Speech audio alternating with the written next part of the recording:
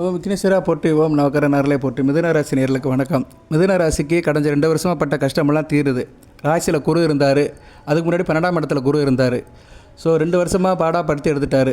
கையில் காசு பணம், குடும்ப உறவு, மற்ற விஷயம், பிள்ளைகள் விஷயம், இப்படி எல்லாத்துலேயுமே ஏகப்பட்ட சிக்கலை கொடுத்தாரு. இப்போ குரு பகவான் 2ஆம் இடத்துக்கு போகிறாரு, நல்ல விதமாக பார்க்கப்படுகிறது. ஜூன் 6ஆம் தேதியிலிருந்து நல்லா இருக்கும்.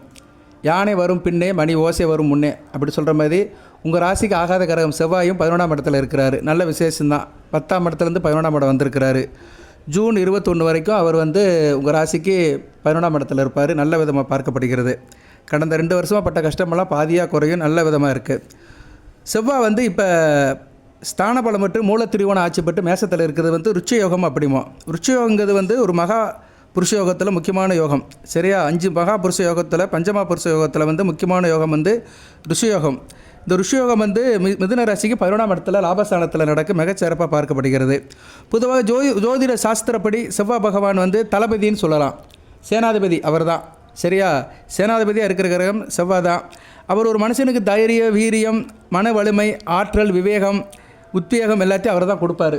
அதுபோல் மனிதனுக்கு ரத்தத்தை உண்டாக்குறவர் செவ்வாய் தான். இரத்த காரகன். அவர் உடம்புல ஓட ரத்தத்துக்கு அவர் தான் சொந்தக்காரகன். அதுபோக சகோதர காரகனும் அவர் தான். சகோதர காரகனா என்ன? நம்ம அண்ணன் தம்பிக்கிட்ட பழகிற விதம், நமக்கு உடன் பிறந்தவருடைய ஒத்துழைப்பு, உடன் பிறந்தவர்கிட்ட இருக்கிற ஆசாபாசம் எல்லாத்துக்கும் செவ்வாய் தான் காரணமாக பார்க்கப்படுகிறார். அவர் செவ்வாய் ஒரு ராசியில் ஒரு 45 நாள் இருப்பார். ஒரு ராசியில் 1.5 மாதத்துக்கு இருப்பார். இப்போ உங்கள் ராசிக்கு 11ஆம் இடத்துல நல்ல நிலைமையில் இருக்கிறாரு. நல்ல விதமாக பார்க்கப்படுகிறது. ஆட்சி பெற்று ஸ்தானபலம் பெற்று இருக்கிறாரு. இந்த காலகட்டத்தில் ருச்சயோக ராஜயோகம் உங்களுக்கு நல்ல ஒரு பலன்களை கொடுக்கு. மிதுன ராசிக்கு நல்ல விதமாக இருக்குது. இந்த யோகம் உங்களுக்கு ஒரு தன்னம்பிக்கையை கொடுக்கும், தைரியத்தை கொடுக்கும், போட்டி பொறாமையை குறைக்கும், எதிரிகளை அடித்து தோஷம் பண்ணிடுவீங்க. சரியா? அதுபோக ஆள் அதிகாரமாக ஆளுமையாக இருப்பீங்க. ஒரு தலைமை பண்பு இருக்கும். நல்ல விதமாக தான் பார்க்கப்படுகிறது. இந்த யோகம் செவ்வாய் 11ஆம் இடத்துல நல்ல பலன்களை கொடுக்குறாரு. நல்ல விதமாக பார்க்கப்படுகிறது. ஸோ மிதுன ராசி நேயர்கள் இந்த காலகட்டத்தை நல்ல விதமாக வச்சுக்கோங்க. வித்தியாசம் தெரியும். சரியா நேயர்களே? உங்களுக்கு வித்தியாசம் தெரியும். 6க்கு 6ஆம் இடத்துல மறைகிறாரு. உடல்நல பிணிகள் உங்களை விட்டு ஓடி போயிடும். தேக ஆரோக்கிய பிரச்சனைகள் இருந்துச்சுன்னா எல்லாம் சரியாக போயிடும். கடன் நோய் கட்டுக்குள்ளே இருக்கும். தேக ஆரோக்கிய பிரச்சனை சீராக இருக்கும். கடன் இருந்தால் அதை கொடுத்துருவீங்க. யாரும் உங்கள்கிட்ட கடன் வாங்கினாலும் திரும்பி கொடுத்துருவாங்க. ஸோ கடன் சம்மந்தப்பட்ட பிரச்சனைகள் சார்ட் அவுட் ஆகும். செவ்வாய் 11ஆம் இடத்துல இருக்கிறதுனால பொருள் சேர்ப்பதில் ஆர்வம் இருக்கும். பணத்தை நிறைய சேர்க்கணும், நிறைய ஆர்டர் பிடிக்கணும், நிறைய பணம் சம்பாதிக்கணும் அப்படின்னு நினைப்பீங்க. நீங்கள் உத்தியோகம் பண்ணாலும் சரி, உத்தியோகம் பண்ணுறவங்களுக்கு மாத சம்பளம் தான். ஆனால் உத்தியோகத்தில் சில காரியங்கள் பண்ணி பணம் சம்பாதிக்கிறதுல குறியாக இருப்பீங்க. சில பேர் பிரைவேட்டில் வேலை பார்த்தா ஓவர் டைம் பார்த்து சம்பாதிப்பீங்க. தொழில் வியாபாரம் பண்ணுறவங்களுக்கு நல்ல ஒரு அமைப்பாக இருக்கும். நிறைய முதலீடு பண்ணி நல்ல லாபத்தை ஈடுகட்டுவீங்க. நல்ல பொருட்கள் சேல்ஸ் ஆகும். நல்ல வருமானம் வரும். நிறைய ப்ராஃபிட் வரும். அதனால் இந்த காலகட்டத்தில் பொருள் சேர்ப்பதில் ஆர்வம் உங்களுக்கு மிகச்சிறப்பாக இருக்கும்.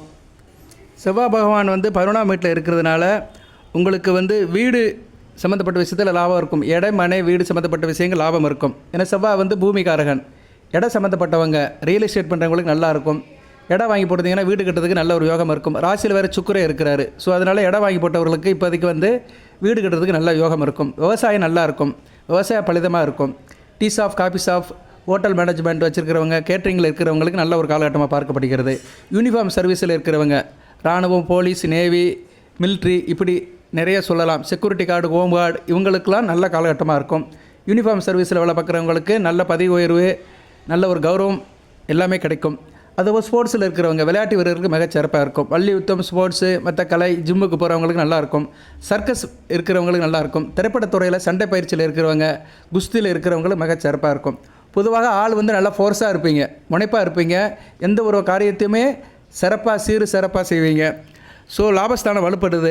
மிதுன ராசினியர்களுக்கு அல்ல பணம் வரும். சரியா? பண வரவு அட்டகாசமாக இருக்கும். தொழில் ரீதியாக நேர்மறை மாற்றங்கள் இருக்கும். தொழிலில் ஒரு பாசிட்டிவ் அப்ரோச்சில் இருப்பீங்க. நீங்கள் ஈடுபடுற காரியம் எல்லாமே உங்களுக்கு சக்ஸஸாக முடியும். என்றைக்குமே ஒரு மனிதனுக்கு பாசிட்டிவ் அப்ரோச் எல்லா நேரமும் வராது. அதாவது நேர்மறை எண்ணங்கள் இருந்தால் தான் நம்ம செயல்பாடுகள் சீராக இருக்கும், ஈவனாக இருக்கும், நமக்கு சாதகமாக இருக்கும். அது மாதிரி எண்ணங்கள் உங்கள் மனசில் இருக்கும். அதுபோக வேலை பார்க்குற இடத்துல உங்களோட செல்வாக்கு அதிகம் இருக்கும். உத்தியோகம் பண்ணுற இடத்துல உங்கள் செல்வாக்கு அதிகம் இருக்கும். உங்கள் வேலையை மற்றவங்க பாராட்டுவாங்க. இன்க்ரிமெண்ட், போனஸ், பதவி உயர்வு எல்லாமே கிடைக்கும். சில பேருக்கு விரும்பிய டிரான்ஸ்ஃபர் கிடைக்கும். எதிரிகள் விழுந்து போவார்கள். உங்களுக்கு எதிராக சதித்திட்டம் தீட்டியவர்கள், உங்கள் வளர்ச்சிக்கு முட்டுக்கட்டையாக இருந்தவங்களாம் காணாமல் போயிடுவாங்க. நல்ல விதமாக பார்க்கப்படுகிறது. உடன்பிறந்த சகோதர விஷயத்திலும் லாபம் இருக்கும். குறிப்பாக அண்ணன், அண்ணன் விஷயத்தில் நல்ல ஒரு தகவலை கேட்பீங்க. அவங்க குடும்பம், அவங்களோட உறவு, அவங்க சங்கல்பம்லாம் உங்களுக்கு ஒரு சந்தோஷத்தை கொடுக்கும். பங்குச்சந்தை முதலீடு நல்லா இருக்கும். ஷேர் மார்க்கெட், பங்குச்சந்தை முதலீடு எல்லாம் மிகச்சிறப்பாக பார்க்கப்படுகிறது. நல்ல லாபம் கிடைக்கும். அதே மாதிரி வந்து பூர்வீக சொத்து விஷயத்தில் வந்து உங்களுக்கு நல்ல லாபம் இருக்கும். பூர்வீக சொத்து உங்களுக்கு கிடைக்கிறதுக்கு நல்ல ஒரு காலகட்டமாக பார்க்கப்படுகிறது. எந்த துறையாக இருந்தாலும் சரி, எந்த டிபார்ட்மெண்ட்டாக இருந்தாலும் சரி, அதில் வந்து உள்ளே போய் வெளியே வந்துடுவீங்க. நல்ல ட்ரெயின்டாக இருப்பீங்க. எந்த ஒரு காரியத்தையும் நல்லா செய்வீங்க. யாரும் உங்களை ஏமாற்ற முடியாது. பிறர் செய்கிற சூழ்ச்சியெல்லாம் உங்களுக்கு முன்னாடியே தெரிஞ்சிடும். உங்களுக்கு பின்னாடி இருந்து யாரும் சூதுவாது வேலையில் இருந்தாங்க, உங்களை கவுத்து விடலான்னு இருக்கிறவங்கலாம் காணாமல் போயிடுவாங்க. அப்படி எது இருந்தாலுமே உங்களுக்கு தெரிஞ்சிடும். அதை முன்கூட்டியே நீங்கள் தெரிஞ்சு அதை வந்து ரீரூட் பண்ணிடுவீங்க. சுக ஜீவனம் இருக்கும், வறுமை இருக்காது. சரியா? யாரும் உங்களை ஏமாற்ற முடியாது. இந்த காலகட்டத்தில் உங்களை யாரும் அசைச்சு கூட பார்க்க முடியாது, தொட்டு கூட பார்க்க முடியாது. மிகச்சிறப்பாக இருப்பீங்க. திடீர் செல்வம், திடீர் யோகம் இருக்கும். திடீர் எதிர்பாராத பணம் வருவதனால திக்குமுக்க ஆடி போயிடுவீங்க. நல்ல விதமாக பார்க்கப்படுகிறது. எந்த ஒரு காரியத்தையும் சிறப்பாக செய்வீங்க. சரியா நேர்களே? அது நல்ல விதமாக பார்க்கப்படுகிறது. வாகன வசதி இருக்கும். நாற்கால் பிராணிகளால் யோகம் இருக்கும். சில பேர் வந்து இந்த நாய், பூனைக்குட்டி, இன்னும் 4 கால் பிராணிகளை வச்சு வளர்ப்பாங்க.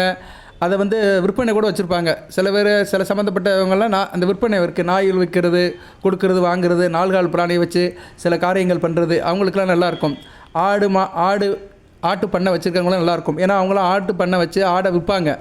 சரியா? அது மாதிரி மந்தை வச்சுக்கிறவங்களுக்குலாம் இந்த காலகட்டம் வந்து மிகச்சிறப்பாக பார்க்கப்படுகிறது. வாக்கு சாதுரியம் இருக்கும், வாக்கு பலிதம் இருக்கும். உங்கள் பேச்சில் ஒரு நயம் இருக்கும், சாதுரியம் இருக்கும். அது மாதிரி சொன்னதும் பலிக்கும். இப்படி நல்ல விஷயங்கள்லாம் நல்ல விதமாக பார்க்கப்படுகிறது. வம்பு வழக்கு பிரச்சனையில் வெற்றி கிடைக்கும். கோர்ட்டில் கேஸ் நடக்கு, போலீஸ் ஸ்டேஷனில் ஒரு கம்ப்ளைண்ட் இருக்குது, இது மாதிரி விஷயத்தில் இருக்கிறவங்களுக்கெல்லாம் நல்ல ஒரு தகவல் கிடைக்கும். அந்த பிரச்சனையெல்லாம் சார்ட் அவுட் ஆகி உங்களுக்கு சாதகமாக முடியும். கையில் காசு பணம் இருக்கும். நல்ல ஹார்ட் ஒர்க் பண்ணுவீங்க. உழைப்பே உயர்வு, உழைப்புக்கேற்ற ஊதியம், ஊதியத்துக்கேற்ற உயர்வு அப்படின்னு ஒரு ஃபார்மாலில் போவீங்க. நல்ல விதமாக பார்க்கப்படுகிறது. ராசிக்கு 11ஆம் இடத்துல இருக்கிறதுனால நீங்கள் தனிப்பட்ட முறையில் லாபமாக இருப்பீங்க. 2ஆம் இடத்துக்கு 10ஆம் இடத்துல இருக்கிறாரு. நல்ல விசேஷம்தான். சரியா? குடும்பத்தில் எல்லாரும் தொழில் பண்ணுவீங்க. குடும்பத்தில் எல்லோரும் அக்கறையாக இருப்பீங்க. கோயில் குளத்துக்கு போயிட்டு வருவீங்க. மிகச்சிறப்பாக பார்க்கப்படுகிறது. 3ஆம் இடத்துக்கு வந்து 9ஆம் இடத்துல இருக்கிறாரு. நல்லாயிருக்கும். குடும்பத்தில் தம்பி, தங்கச்சி, அம்மா, அப்பா உறவு நல்லாயிருக்கும். எல்லாருமே ஒரு காரியத்தில் ஒரே பாயிண்ட் ஆஃப் வியூவில் இருப்பீங்க. எல்லாருடைய சிந்தனையும் ஒரே நோக்கத்தில் இலக்கில் இருக்கும். நல்ல விதமாக இருக்குது. இருப்பினும் தாய் விஷயத்தில் கவனமாக இருக்கணும். அம்மாவுக்கு உடல்நலம் பிரியாமல் போடலாம். அம்மா வழி உறவில் கொஞ்சம் கவனமாக இருக்கணும். தாய்மாமன் உறவில் கொஞ்சம் கவனமாக இருக்கணும். தாய்மாமனுக்கு உங்களுக்கு பிடிக்காமல் போகலாம். கணவன் உறவு நல்லாயிருக்கும். சரியா? கணவன் உறவு நல்லாயிருக்கும். நல்ல விதமாக பார்க்கப்படுகிறது. இருப்பினும் கணவன் உறவில் வந்து கொஞ்சம் கவனமாக இருக்கணும். பேச்சுவார்த்தையில் கவனமாக இருக்கணும். ஏன்னா அவர் வந்து 7ஆம் பார்வையாக, அவர் வந்து என்ன சொல்கிறது, 7ஆம் இடத்துக்கு 7ஆம் இடத்துல இருக்கிறார். அதனால் கொஞ்சம் உணர்ச்சிவசப்பட்ட நிலையில் இருப்பீங்க. கவனமாக இருக்கணும். பிள்ளைகள் விஷயத்தில் விட்டு கொடுத்து போங்க. பிள்ளைகளுக்கு உங்களுக்கு புரிதல் கம்மியாக இருக்கும். பிள்ளைகள் விஷயத்தில் கொஞ்சம் அனுசரித்து போங்க. பிள்ளைகள் என்ன சொன்னாலும் சரின்னு போங்க. பிள்ளைகள் கொஞ்சம் அடாமண்டாக இருப்பாங்க. பிடிவாத குணமாக இருப்பாங்க. அதனால் பிள்ளைகள் விஷயத்தில் கொஞ்சம் புரிதலை வளர்த்துக்கோங்க. எப்படி இருக்கும்னா, பிள்ளைகள் உங்கள் பேச்சை கேட்க மாட்டாங்க. நீங்கள் ஒன்று நல்லது சொன்னீங்கன்னா அதை கேட்க மாட்டாங்க. அவங்க விஷயத்தில் தான் இருப்பாங்க. சரியா? அதனால் பிள்ளைகள் விஷயத்தில் நீங்கள் கொஞ்சம் விட்டு கொடுத்து அனுசரித்து போங்க. உத்தியோகம் நல்லபடியாக இருக்கும். கடன் நோய் எதிரி கட்டுக்குள்ளே இருக்கும். நான் அதை பற்றி ஏற்கனவே சொல்லிட்டேன். கடன் பிரச்சனை சார்ட் அவுட் ஆகும். தேக ஆரோக்கியம் நல்லாயிருக்கும். போட்டி பொறாமையெல்லாம் தவிடுபடி ஆகிரும். அதுபோக வந்து கணவன் மனைவி உறவு நல்லாயிருக்கும். சரியா? எந்த பிரச்சனையும் இல்லை. நல்ல விதமாக தான் பார்க்கப்படுகிறது. 2 பேருமே நல்ல ஒரு வீர தீர சூரனாக இருப்பீங்க. கணவன் மனைவி 2 பேருமே சேர்ந்து நல்லா போட்டு காரியம் பண்ணுவீங்க. கூட்டணி எல்லாமே நல்ல விதமாக பார்க்கப்படுகிறது. அதுபோக வந்து வம்பு வழக்கு பிரச்சனைகளை ரொம்ப தலையிடாதீங்க. சரியா? அதுபோக தூரதேசத்தில் இருக்கிறவங்களுக்கு நல்ல ஒரு லாபகரமாக இருக்கும். வீட்டை விட்டு வெளியே போயிருக்கிறவங்க, வெளியூரில் போய் வேலை பார்க்குறவங்க, வெளிநாட்டில் வேலை பார்க்குறவங்களுக்குலாம் நல்ல விதமாக பார்க்கப்படுகிறது. லாபம் நல்லாயிருக்கும். மூத்த சகோதர வழியில் நல்ல ஒரு ஏற்றமாக இருக்கும். அதுபோக வந்து காரியம் நல்லாயிருக்கும். சரியா? தொழில் காரியம் பண்ணுறவங்களும் மிகச்சிறப்பாக இருக்கும். கடல் கடந்து வியாபாரம் பண்ணுறவங்க, ஏற்றுமதி இறக்குமதி பண்ணுறவங்க, மீன் வியாபாரம் பண்ணுறவங்க, வெளிநாட்டுக்கு மீன் அனுப்புகிறவங்க, மற்ற பழங்கள், காய்கறிகள், இப்படி நிறைய இருக்குது. எக்ஸ்போர்ட் பிஸ்னஸ், இம்போர்ட் பிஸ்னஸ், ஏற்றுமதி இறக்குமதி, உணவுப் பொருட்கள் சம்மந்தப்பட்ட காரியத்தில் இருக்கிறவங்களுக்குலாம் நல்ல லாபமாக இருக்கும். ஸோ செவ்வாய் பகவான் வந்து இந்த காலகட்டத்தில் வந்து மிதுன ராசிக்கு வந்து அளப்பரிய யோகத்தை கொடுக்குறாரு. நல்லா இருக்குது. அடுத்து ராசிக்கு 12ஆம் இடத்துல வந்தாலும் பரவாயில்ல. சுக்கிர வீட்டில் தான் வருவார். ஒன்றும் பெரிய விஷயம் கிடையாது. சரியா? அதுக்கு வந்து இன்னும் நாள் இருக்குது. ஜூன் 21க்கு மேலே தான். ஜூன் 21க்கு இன்னும் நாட்கள் நிறையா இருக்குது. கிட்டத்தட்ட இன்னும் 1 மாத காலம் இருக்குது. 1 மாதத்துக்கு வந்து செவ்வாய் நல்ல பலன்களை கொடுக்குறாரு. ஜனன ஜாதகத்தில் செவ்வாய் நல்ல நிலைமையில் இருக்கிறவங்களுக்கு இந்த காலகட்டம் நல்லாயிருக்கும். ஜனன ஜாதகத்தில் குறிப்பாக மிதுன ராசியில் கடகலக்கணம், சிம்ம லக்கணம், விருச்சிக லக்கணம், தனுசு லக்கணம், மீன லக்கணம், மேச லக்கணம், இந்த லக்கணத்தில் பிறந்தவங்களுக்கெல்லாம் நல்ல பலன்களை கொடுப்பாரு.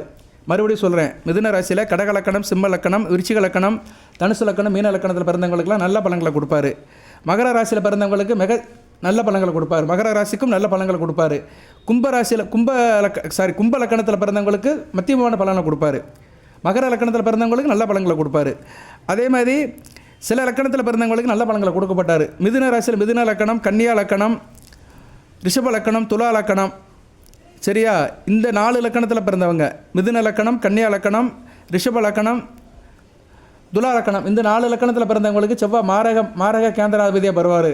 இவர் 2, 3, 7, 8, 12 இருந்தாலும் அந்த அளவு நல்ல பலன்களை கொடுக்க மாட்டார். சில பேருக்கு இந்த இடத்துல தான் சொதப்பலாக இருக்கும். என்னடா இவர் வீடியோ போடுறாரு நமக்கு நடக்க மாட்டேங்க அப்படின்னு நினைக்கிறவங்களுக்கெல்லாம் செவ்வாய் நீங்கள் பிறந்த லக்கணத்துக்கு ஃபேவராக இருக்க மாட்டார். அவ்வளோதான். இப்போ நீங்கள் கன்னியா லக்கணத்தில் பிறந்திருக்கீங்கன்னு வச்சுக்கோங்க. மிதுன ராசி கன்னியா லக்கணத்தில் பிறந்தீங்கன்னா செவ்வாய் நல்ல பலன்களை கொடுக்க மாட்டார். சரியா? அவர் நல்ல இடத்துல இருந்தால் தான் நல்ல பலன்களை கொடுப்பார். மிதுன லக்கணத்தில் பிறந்தவங்களுக்கும் அந்த அளவு நல்ல பலன்களை கொடுக்க மாட்டார். ஜனன ஜாதகத்தில் அவர் இருக்கிற நிலைமைக்கு ஏற்ற மாதிரி தான் கொடுப்பார். பொதுவாக செவ்வாய் உங்கள் ஜாதக கட்டத்தில், அது தனிப்பட்ட உங்கள் ஜாதக கட்டத்தில், ராசி கட்டத்தில், ராசி லக்கணத்துக்கு 3, 6, 10, 11 இருந்தாரா நல்ல பலன்களை கொடுப்பார். ஈவன் 9ஆம் இடத்துல கூட இருக்கலாம். 3, 6, 9, 10, 11 இருக்கணும். இப்போ நான் உங்கள் தனிப்பட்ட ஜாதகத்தை சொல்கிறேன். சரியா? மிதுன ராசியில் பிறந்தவங்க மிருகசீரிசமாக இருந்தாலும் சரி, திருவாதிரையாக இருந்தாலும் சரி, புனர்பூசமாக இருந்தாலும் சரி, தனிப்பட்ட ஜாதக கட்டத்தில் உங்கள் ராசி கட்டத்தில் நீங்கள் பிறந்த லக்கணத்துக்கோ அவர் 3, 6, 9, 10, 11 இருந்தார்னா நல்ல பலன்களை கொடுப்பார். சரியா? உதாரணத்துக்கு சொல்கிறேன். நீங்கள் மிதுன ராசி என்ன லக்கணம்? மிதுன ராசி இப்போ நீங்கள் கன்னியா லக்கணத்தில் பிறந்திருக்கிறீங்க. நல்ல அமைப்பு தான். அவர் 3ஆம் இடம் விருச்சிகத்தில் இருந்தார்னா நல்ல பலன்களை கொடுப்பார். ஸ்தான பலம் மட்டும் இருப்பார். ஓரளவு நல்ல பலன்கள் கொடுப்பார். நல்ல ஆள் தைரிய வீரிய காரியமாக இருப்பீங்க, மனப்பாக இருப்பீங்க. ஸோ இப்படி உபசேன ஸ்தானத்தில் இருந்தார்னா நல்ல பலன்களை கொடுப்பார். அதில் இன்னொரு பியூட்டி என்ன இருக்குன்னா, மிதுன ராசி கன்னியா லக்கணத்தில் பிறந்தவங்களுக்கு லக்கணத்துக்கு 3ஆம் இடத்துல இருப்பார், ராசிக்கு 6ஆம் இடத்துல இருப்பார். நல்ல பலன்களை கொடுப்பார். சூப்பர் பலன்களை கொடுப்பார். செவ்வாயால் உங்களுக்கு எந்த கெடுபலங்களும் இருக்காது. இவ்வளோதாங்க ஜோதிடம்.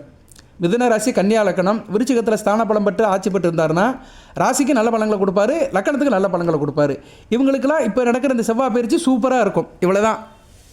இதில் தான் வித்தியாசப்படுது. இப்போ இந்த வீடியோ கேட்குற நேரில் நிறைய பேர் ராசி பலன் கேட்குறவங்களுக்கு சில பேருக்கு சாதகமாக இருக்கும், சில பேருக்கு சாதகமாக இருக்காது. அவங்க யோசிப்பாங்க, நடந்தாலும் வீடியோ போட்டுக்கிட்டே இருக்கிறான், நமக்கு ஒன்றும் நடக்க மாட்டேங்க, இவன் என்னமோ சொல்லிட்டு போகிறான், இவன் ஒன்றுமே நமக்கு நடக்க மாட்டேங்க, சம்மந்தம் இல்லாமல் இருக்குது அப்படி நினைக்கிறவங்களுக்கெல்லாம் அந்த ஜனன ஜாதகத்தில் சம்மந்தப்பட்ட கிரகம் நல்ல நிலைமையில் இருக்காது. நல்ல நிலைமையில் இருந்துச்சுன்னா அந்த பலனை கண்டிப்பாக கொடுக்கும். இது சத்தியம். ஏன்னா நான் சேனலில் மட்டும் பேசுகிற ஜோதிடர் கிடையாது, தனிப்பட்ட முறையில் ஜாதகம் பார்க்குறேன். அது மிதுன ராசியில் நிறைய பேர் என்கிட்ட ஜாதகம் பார்த்துருக்குறாங்க. பர்டிகுலராக திருவாதிரை நட்சத்திரத்தில் 100 கணக்கில் பார்த்துருக்குறாங்க, ஏன் 1000 கணக்கு கூட சொல்லலாம். திருவாதிரை நட்சத்திரத்தில் நிறைய பேர் பார்த்துருக்குறாங்க என்கிட்ட. இந்த வீடியோ பார்க்குறவங்களுக்கு தெரியும், அதில் யாரோ சில பேர் இந்த வீடியோ கேட்கலாம். சரியா? போதி ஜோதிடத்தில் என்கிட்ட தனிப்பட்ட முறையில் ஜாதகம்லாம் பார்த்துருக்குறாங்க. ஸோ அதெல்லாம் பார்த்து தான் நான் வீடியோ போடுவேன். வாய் புளிச்சதோ மாங்காய் புளிச்சதோ அப்படிலாம் சொல்கிறதே கிடையாது. வேத ஜோதிடத்தினுடைய அந்த வாய்ப்பாடை வச்சு தான் சொல்லுவேன். ஸோ உங்கள் ஜனன ஜாதகத்தில் ராசி லக்கணத்துக்கு செவ்வாய் 3, 6, 9, 10, 11 இருந்தார்னா நல்ல பலன்களை கொடுப்பாரு. அதுக்கு உதாரணத்துக்கு ஒரு ஜாதகம் இப்போ சொல்லிட்டேன். இப்படி நிறைய சொல்லிட்டு போகலாம். சரியா நேர்களே? ஸோ செவ்வாய் ஒரு முக்கியமான கிரகம். 45 நாளுக்கு ஒரு தடவை மாறுற கிரகம். அவர் ஓரளவு இப்போதைக்கு நல்ல நிலைமையில் தான் இருக்கிறாரு. அங்கே கேது சாரம், சுக்கிரன் சாரம், சூரியன் சாரம். இதில் கேது சாரம், கேது அசுபதி நட்சத்திரம். கேது இப்போ 3ஆம் இடத்துல இருக்கிறார். பரவாயில்ல, சூரியன் வீட்டில் தான் இருக்கிறாரு. அதனால் சூரியன் சாரத்தில் போகிற மாதிரி தான். கொஞ்சம் உடன் பிறந்த விஷயத்தில், சகோதர விஷயத்தில் கொஞ்சம் காரசாரமாக இருக்கும், கொஞ்சம் ஆர்குமெண்ட் வரும், கொஞ்சம் கவனமாக இருந்துக்கோங்க. ஏன்னா சூரியன் 3 கூடையவன். 3ஆம் இடங்கிறது என்ன? உடன் பிறந்த இளைய சகோதரன். குறிப்பாக உங்கள் தம்பி விஷயத்தில் கொஞ்சம் கவனமாக இருங்க. தம்பிக்கு உங்களுக்கும் சில காரசாரமான வாக்குவாதங்கள் இருக்கலாம், அதை தவிர்த்துருங்க. அடுத்து பரணி நட்சத்திரத்தில் போவார். நல்ல அமைப்பு தான். பிருகுமங்கல யோகம். உங்கள் ராசிக்கு 5 12 கூடன் சாரத்தில் போகிறது நல்லா தான். பிருகுமங்கல யோகம் யோகத்தை கொடுப்பார். அந்நேரம் சுக்கரனுடைய நிலைப்பாடு. அந்நேரம் சுக்கரை உங்கள் ராசியில் இருப்பார் அல்லது 2ஆம் இடத்துல இருப்பார். நல்ல அமைப்பு தான். அடுத்து கிருத்திகை நட்சத்திரம் ஒரு பாதம் தான் இருக்குது. சூரிய நட்சத்திரம் ஒன்றும் பிரச்சனை இல்லை. சரியா? உடல் கொஞ்சம் உஷ்ணமாகும். உடல் உஷ்ணத்தை கொஞ்சம் தவிர்த்துக்கணும். சரியா? உடம்புல உஷ்ணமாகாமல் பார்த்துக்கணும். ஏற்கனவே இப்போ அக்னி நட்சத்திரம் நடக்குது. சம்மர் இன்னும் ஒரு 2-3 மாதத்துக்கு வெயிலோட தாக்கம் அதிகமாக இருக்கும். அதனால் சீதோஷமாக சாப்பிடுங்க, குளிர்ச்சியாக சாப்பிடுங்க, வெப்பத்தை உடம்புல ஏற்றிக்காதீங்க. தேவையில்லாத பழக்க வளத்தை தவிர்த்துருங்க. 50 வயதுக்கு மேற்பட்டவர்கள் இந்த நைட்டில் பரோட்டா சாப்பிட்றது, சிக்கன் சாப்பிட்றது, மிட்நைட் பிரியாணி சாப்பிட்றது, இதெல்லாம் தவிர்த்துருங்க. இந்த மிட்நைட் பிரியாணி சாப்பிட்டீங்கன்னா மறுநாள் ஆஸ்பத்திரிக்கு தான் போகணும். சரியா? வயிற்று பிரச்சனை வந்துடும், ஆஸ்பத்திரிக்கு தான் போகணும். தயவுசெய்து மிதுன ராசி நேயர்களுக்கு இதை ஒரு வேண்டுதலாக வைக்கிறேன்.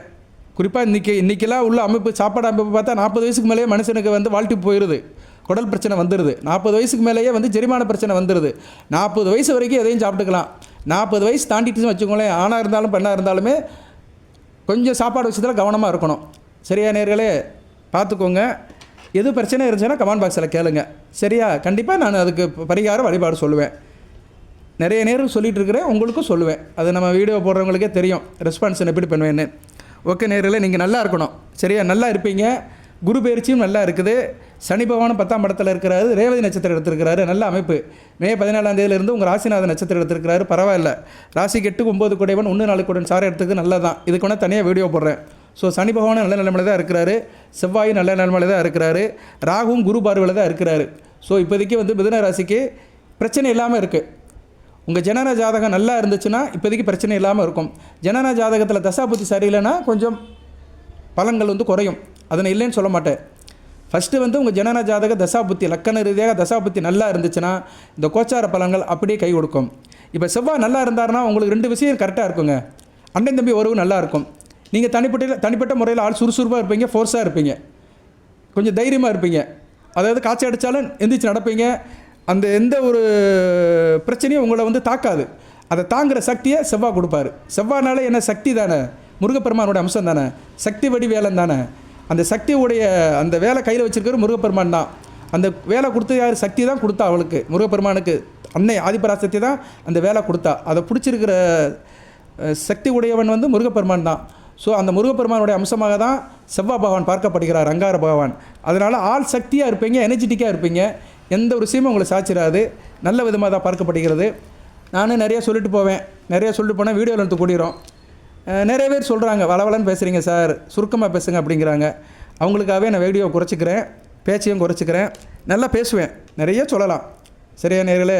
மிதுன ராசிக்கு நிறைய வீடியோ போடணும்னு ஆசைப்பட்றேன். லக்கண ரீதியாக, நட்சத்திர ரீதியாக ஒவ்வொரு கிரகத்துக்கும் வீடியோ போடுவேன். நான் போடுற விஷயத்தில் ஏதோ உங்களுக்கு ஒன்று சேரும். நான் ஒரு 20 நிமிஷம் பேசுகிறேன்னா கண்டிப்பாக ஒரு 10 நிமிஷம் பேசுகிற விஷயம் உங்களை டச் பண்ணும். உங்களுக்கு இந்த பாயிண்ட் ஆஃப் கான்டாக்ட் கரெக்டாக இருக்கும். மற்றது முன்ன பண்ண இருக்க தான் செய்யும். வாழ்த்துக்கள் நேர்களே, நல்லா தான் இருக்குது. இருப்பினும் முருகப்பெருமான வழிபாடு பண்ணுங்கள், முருகனுடைய நாமத்தை சொல்லுங்கள். இன்றைக்கி செவ்வாய்க்கிழமை, என்னை அறியாமலே மிதுன ராசி வீடியோ போடணும்னு என்ன வந்துருச்சு. முருகப்பெருமானை கும்பிட்டு கந்தசீச கவசம் படித்து தான் அந்த வீடியோ போடுறேன். நல்லபடியாக இருக்கட்டும். வந்தவனையும் வருகின்ற வல்வினையும் கந்தனென்று சொல்ல கலங்கிடுமே. செந்தில் நகர் சேவகா என்று திருநீர் அறிவருக்கு வேக வராத வினை. 5 முகம் தோன்றில் 6 முகம் தோன்றும். வெஞ்சமலர் அஞ்சேல் என வேல் தோன்றும். நெஞ்சில் ஒரு காலம் நடிக்கல் 2 காலம் தோன்றும். முருகா என்று ஓதோர்க்கு முன். அழகெல்லாம் முருகனே, அருளெல்லாம் முருகனே, தெளிவெல்லாம் முருகனே, தெய்வமும் முருகனே, சிவக்குடையவனே, சிவசுப்ரம கடவுளை என்குள்ள தெய்வமே போற்றி. முருகப்பெருமானோட அருள் மிதுன ராசி நேயர்களுக்கு பரிபூர்ணமாக அமையட்டும். எல்லாம் வல்ல இறைவன் மிருகசீரிசம், திருவாதிரை, புனர்பூச நட்சத்திர நேயர்களுக்கு சில சௌபாகியத்தையும் சில ஐஸ்வர்யத்தையும் சில நன்மையிலையும் கொடுப்பார். அனைத்து வளங்கள் நலங்களை பெற்று தேகாரோக்கியத்துடன் தீர்க்காலுடன் ஈடுபடி வாழ்க நிறைந்த வளம் பெறுக. நன்றி நேயர்களே.